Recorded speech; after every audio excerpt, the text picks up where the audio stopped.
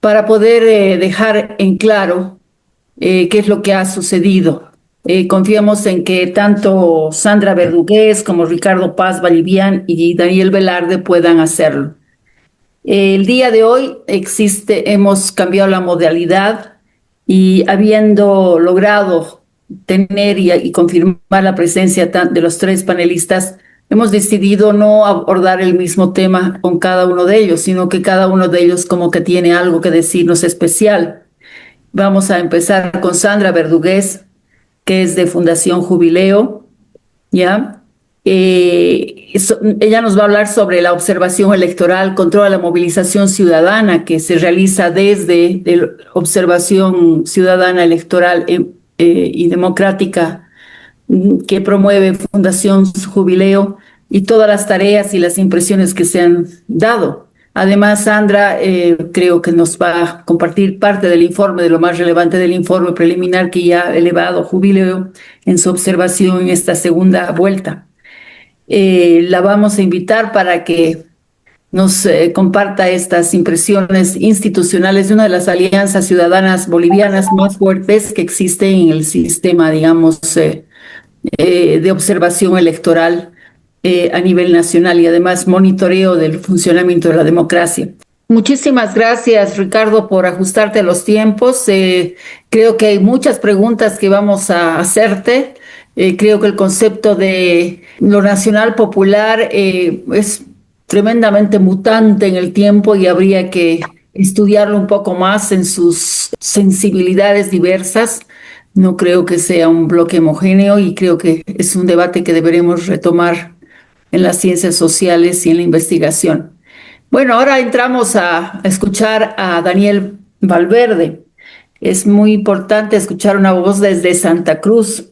Él es docente y ha sido exdirector del Observatorio Político de la Universidad Gabriel René Moreno. Está muy vinculado a la academia en Santa Cruz y es conocido en círculos de politólogos, pese a que él es abogado. Debo reconocer que tiene una maestría en Derecho Constitucional, en Gobiernos Autonómicos, y vale señalar que hemos compartido algún momento el escenario del Parlamento antiguo. Él ha sido diputado, ha sido exdiputado, y bueno, creo que con su experiencia y su mirada nos va a poder responder algunas inquietudes, particularmente ya mirando la perspectiva, como decía Ricardo, una perspectiva que nos plantea escenarios posibles que se están abriendo a partir de las elecciones, las coaliciones institucionales en la Asamblea, el estado del sistema político, las relaciones políticas dentro y fuera del país, en fin, ya mirar un poco lo que es más importante, el día después de las elecciones y cómo se va configurando esta transición que tendrá su primera señal el día de la posesión y la efectiva transmisión de mando. Adelante, Daniel, y gracias por haber aceptado. Eres la primera vez que estás en Diálogos Marcos Escudero. Que digas a tus alumnos, será bueno que les digas que pueden ingresar a los Diálogos de Marcos Escudero en nuestras plataformas. Están disponibles los más de 200 programas que se han realizado. Sí. Adelante, Daniel. Muchas gracias, Erika. De verdad, saludo cordial y con mucho respeto a todos los integrantes de este espacio.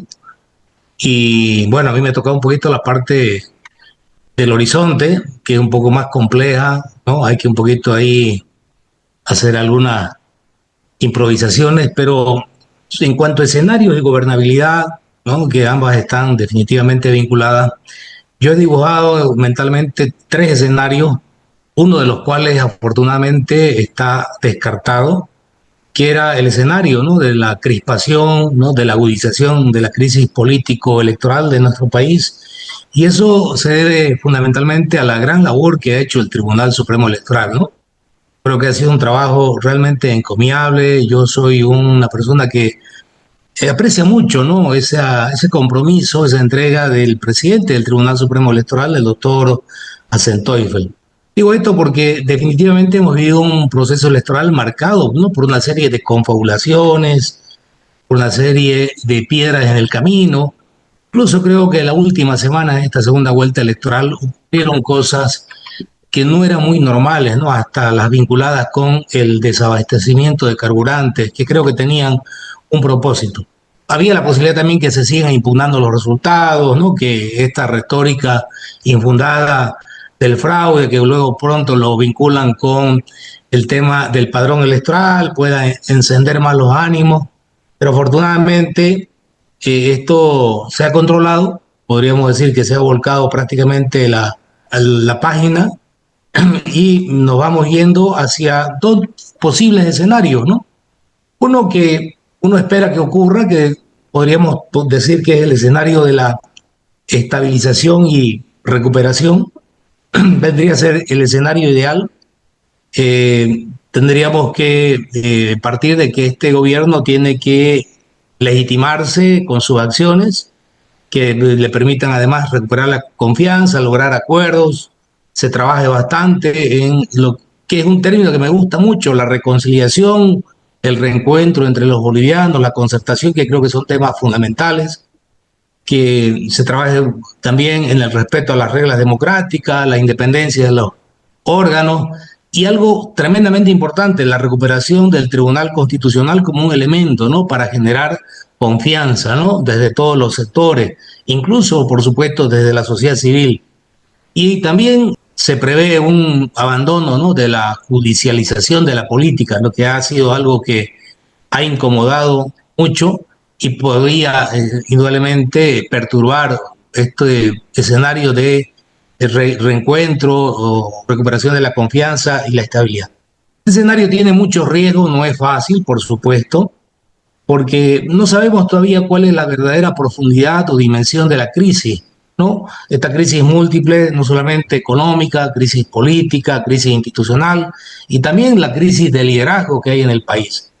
Entonces, además, esta crisis tiene un cronómetro que está avanzando, ¿no? Que es de corto plazo, porque hay sectores de la población, como sectores organizados, que están ya poniéndole combinatoria, ¿no? A las nuevas autoridades que van a asumir el 8 de noviembre.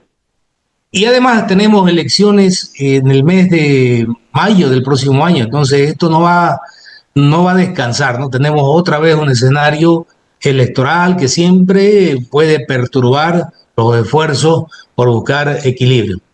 En todo caso, repito, este sería, ojalá, el escenario en el que se pueda trabajar, porque el tercer escenario que diríamos que es el de la agudización de la crisis y una gobernabilidad muy frágil, estaría vinculado cabalmente porque el nuevo gobierno no cumple con las expectativas, las promesas que ha hecho de resolver el problema de abastecimiento de combustible, de que la economía nuevamente se dinamice, que retornen los dólares, o por lo menos que se abran los que están en los bancos, que tengamos mayor liquidez, no podamos pagar la deuda externa, y además se descontrola la inflación, se encarece el costo de vida. Esto provocaría, por supuesto, mayores dificultades, migración de jóvenes a otros países, escalan los conflictos y esa crisis puede lograr sobrepasar rápidamente al gobierno. De hecho, hay quienes han mencionado en algún momento que este va a ser un gobierno de transición y han dicho que no duraría más de un año, 2 años como máximo, ¿no? Entonces tampoco es un escenario que lo podamos descartar.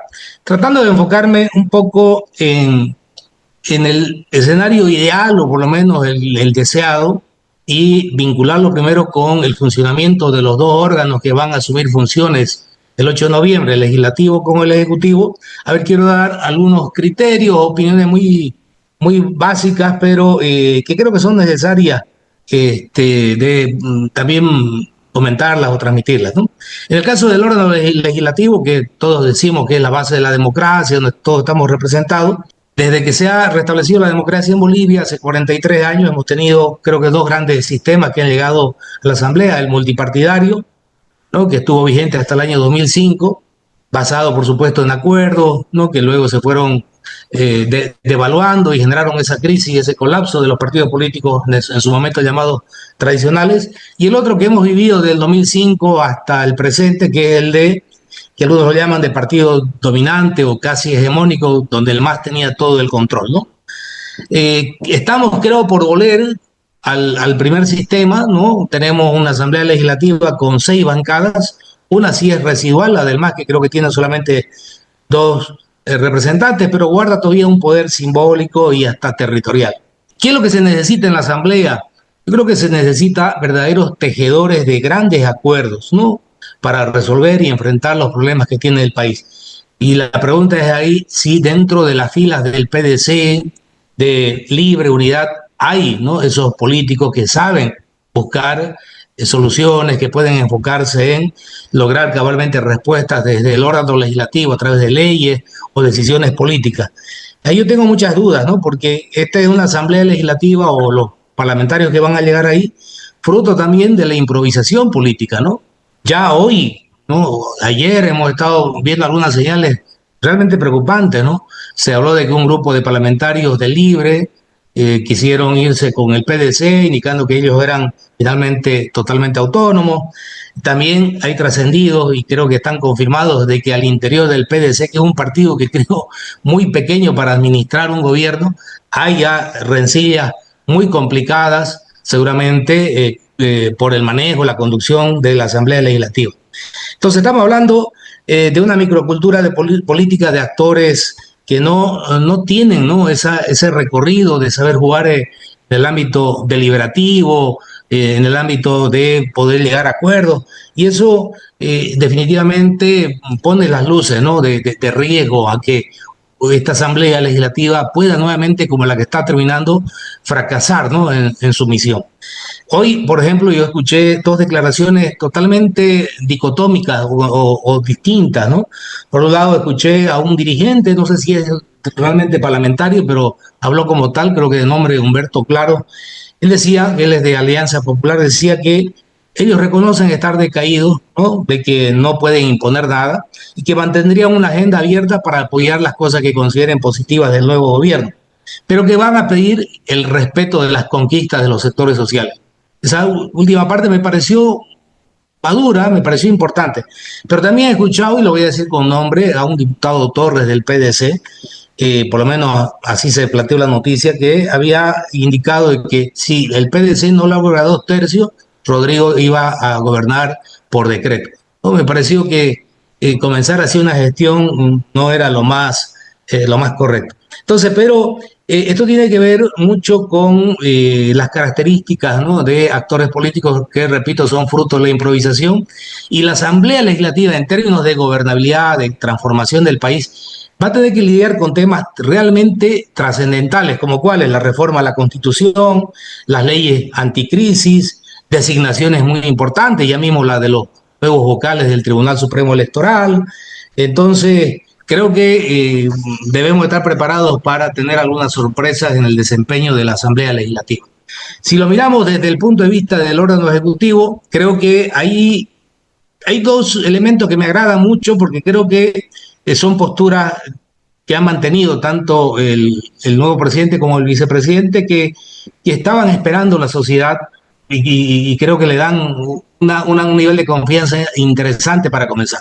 Uno, en el caso de Rodrigo, la promesa de no reelección, creo que es importante y hay que trabajar bastante en eso. Y el capitán Lara, con todos los bemoles y dificultades que ha tenido, pero creo que simboliza el deseo que tiene gran parte o toda la sociedad boliviana de luchar de manera efectiva contra la corrupción, ¿no? Creo que esa ha sido un poco la bandera que le ha permitido también a él ser visible. Entonces, se está esperando a ver cómo va a ser la composición del gabinete. Creo que hay mucha expectativa y hay quienes plantean un gabinete que sea político y técnico, pero también plantean que tenga paridad de género, que tenga participación regional. Entonces hay que esperar, creo, a ver cómo va a conformar su gobierno y qué nivel de gobernabilidad le puede dar en un país tan complejo como el nuestro. Ahora, Rodrigo, durante la campaña y hacia adelante, tiene una ventaja competitiva, comparativa, tremendamente interesante, ¿no? Y parto de lo siguiente: yo leí un artículo de Enrique García después de un foro que hubo en enero acá en Santa Cruz, que preguntaba o tenía como título: ¿qué tipo de líder necesita Bolivia para que maneje el país? Y un conversatorio con Ronald McLean, algo parecido, decía él, qué tipo de presidente necesita Bolivia. En el caso de Enrique García, ¿no? Él decía en el desarrollo de su artículo que el líder que necesita Bolivia es uno que tenga vocación democrática, pueda conjugar nuestras diferencias, trabaje en la reconciliación, impulse la unidad entre Oriente y Occidente, entre adultos y jóvenes, entre la Bolivia urbana y la Bolivia rural, la Bolivia moderna, la Bolivia tradicional. Me pareció interesante en su momento y ahí coincido con Ricardo Paz cuando, por ejemplo, mencionaba de que era un actor visible con mucho potencial, Andrónico Rodríguez, ¿no? Por lo menos después del foro, en enero, se proyectó bien, luego cabalmente fue desgastándose y no sacó el resultado que se esperaba. Pero McLean preguntaba lo que les mencionaba en un conversatorio, ¿no?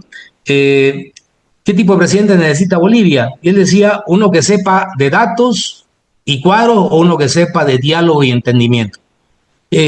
Todos creo que tenemos una imagen casi similar de Tuto Quiroga, es una persona muy sobria, muy rápida de respuesta, un perfil casi impecable, ¿no? Y también impecable y implacable, diríamos, pero con una mirada permanente al pasado y muy vinculado con determinados sectores. Sobre todo creo que eso le ha generado algunas dificultades finalmente duras en la segunda vuelta electoral. En cambio, Rodrigo Paz transmitió mayor apertura, demostró ser tener la capacidad de apaciguar tormentas, porque el mismo acompañante Lara le generó tormentas que él la supo apaciguar. Y no tiene piedras muy pesadas que tenga, que arrastre en la mochila por su pasado. Entonces, creo que ahí Rodrigo Paz Pereira, por su carácter democrático, amplio, por lo menos esa es la imagen que se ha difundido, y combinado con este fuerte presidencialismo que tenemos en el sistema boliviano, puede convertirse en un factor importante que unifique a los bolivianos, que genere cabalmente a través de sus funciones escenarios de concertación y proyección. Pero todos sabemos que la gobernabilidad no solamente se conjuga desde esa esfera, sino también hay otros factores de poder a los cuales habrá que ver cómo van a ir respondiendo. Me refiero a los movimientos sociales, me refiero a Evo Morales en el Chapare, me refiero a las regiones. Las regiones todavía tienen activas una serie de demandas. Hemos visto que Sucre está reclamando ahora, por ejemplo, que se posesionen las autoridades allá. Está todavía en la memoria de mucha gente la guerra civil. Hay expectativas por la propuesta del 50-50 y eso a regiones como Santa Cruz le suena muy interesante y seguramente a muchas otras regiones lo propio. Hay exigencias en los sectores productivos, ¿no? Que están esperando mañana reunirse y tener ya la receta y la fórmula y empoderarse. Entonces, hay un escenario donde tenemos que tomar en cuenta todos esos factores, porque además en la sociedad civil también hay un espectro que acompaña a determinados segmentos que no deja de ser entre conservador y autoritario y que le puede poner definitivamente algunas dificultades al gobierno o por lo menos combinarlo para que las soluciones vengan en el menor tiempo posible y eso creo que va a ser muy difícil que pueda ocurrir. Consecuentemente, aquí hay un elemento importante, ¿no? Creo que la gobernabilidad en Bolivia únicamente se va a poder trabajar en el mediano y largo plazo, pero con mucha concertación, con capacidad de generar escenarios de reconciliación, con mucha transparencia, pero también teniendo un nuevo relato. Bolivia en este momento no tiene, la sociedad boliviana no tiene un nuevo relato. La campaña política ha sido totalmente economicista, ¿no? Hemos estado durante 3, 6 meses recibiendo mensajes de carácter económico, los 100 días, que los 10.000 millones de dólares que están en la frontera, el 10 de las 5 bolivianos, ¿no? ¿Quién soluciona más rápido la crisis económica? Entonces, todo ha sido básicamente tema de números, pero creo que en Bolivia necesitamos un nuevo relato porque sabemos que hay un envejecimiento irreversible del relato del Estado plurinacional. Entonces creo que ese nuevo relato tiene que surgir y de alguna manera Rodrigo también ahí ha planteado algunas pautas, ¿no? Esto de la Bolivia profunda, esto de La patria que no te abandona, la referencia a su abuela, ha tenido algunas capacidades también de generar algunas emotividades, pero que son definitivamente todavía incipientes frente a la necesidad de tener un horizonte mucho más amplio en el que se incluyan las demandas de los sectores productivos, se incluyan a los jóvenes y sus nuevas miradas con relación al mundo, a la realidad. Los datos del censo nos han demostrado que hay un cambio sociocultural enorme ya en nuestro país a partir de cómo están comportándose los jóvenes, de cómo están comenzando a convivir, las expectativas de autonomía, lo referido al turismo, a las capacidades productivas. Entonces creo que hay muchas tareas y un relato pendiente que todavía no lo tenemos para poder unificar a los bolivianos. Voy cerrando un par de minutos, sé que casi estoy en el límite del tiempo. Yo considero que la gobernabilidad únicamente la vamos a lograr en la medida en que de verdad el gobierno, ¿no?, se afirme, demuestre esa capacidad de concertar, de dialogar, sea transparente y tenga además la fortaleza moral y política de transformar la cultura de la violencia, del bloqueo. Un país que en estos 20 años ha culturizado el bloqueo, ¿no? Los niños jugaban al bloqueo, eso hay experiencias empíricas de aquello. Yo alguna vez conversaba con el cónsul de China acá en Santa Cruz, que hablaba muy bien el español, un politólogo muy interesante, y me decía él, antes de irse, yo no puedo entender cómo un país mediterráneo como ustedes se bloquean tanto, eso nunca ocurriría en la China, que la China es un país socialista. Entonces es algo que tenemos que revertir.